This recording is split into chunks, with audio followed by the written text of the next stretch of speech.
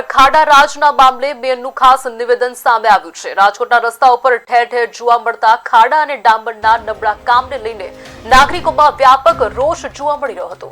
આ મુદ્દે મેયર નયના પેઠડિયાએ સ્પષ્ટતા કરતા જણાવ્યું કે વરસાદની સિઝનમાં ડામર કામ કરવું યોગ્ય નથી, તેને તાત્કાલિક ધોરણે અટકાવી દેવા માટે સૂચનાઓ આપવામાં આવી છે। તેમણે ખાસ કરીને લક્ષ્મીનગર વિસ્તારમાં થયેલા કામ અંગે મળેલી ફરિયાદોને ગંભીરતાથી લીધી છે અને તે કામને યોગ્ય રીતે સુધારવા માટે તાકીદ કરી છે।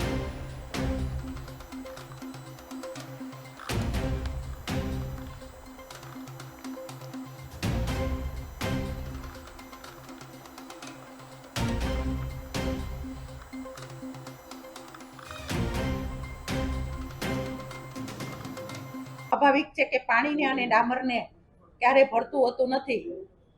કેરોસીન અને પાણીને ભળે એના જેવી આ પ્રક્રિયા છે।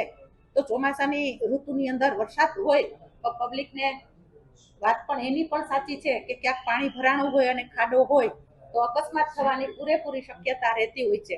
તો ચાલુ વરસાદે લક્ષ્મીનગરનો વિસ્તાર છે, ખૂબ અવર જવર વાળો વિસ્તાર હોય। આ વિસ્તારની અંદર આ પરિસ્થિતિમાં ખાડા પડવાના હિસાબે અકસ્માત થવાની શક્યતા રહેતી હોય તો ચાલુ વરસાદે આ કામ ચાલુ કર્યું હતું, પણ વધારે વરસાદ પડ્યો તો આ કામ છે એ તાત્કાલિક ધોરણે બંધ કરાવી દેવામાં આવ્યું હતું।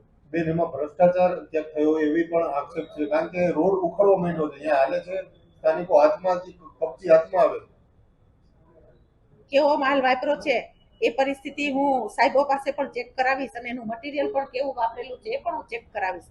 ભ્રષ્ટાચાર સરકાર આપણને પબ્લિક માટે પૂરેપૂરી સલામતી થતી હોય ને એવું આપણને કામ કરવાનું શક્યતા આપણને નથી આપતી કે એમાં મટીરિયલ ખરાબ હોય, પણ માણસને જ્યારે આ ભાવના સંકળાયેલી છે કે ક્યાંક ને ક્યાંક હું મારું વધારે ભેગું કરી લઉં તો આ મટીરિયલ પણ હું ચેક કરાવીશ અને જે મટીરિયલમાં જે પ્રાપ્ત હોય એવું જ આપણે મટીરિયલ વપરાવશું। અને આ સૂચના હું ત્રણેય ઝોનની અંદર સિટી એન્જિનિયરને અને કમિશનર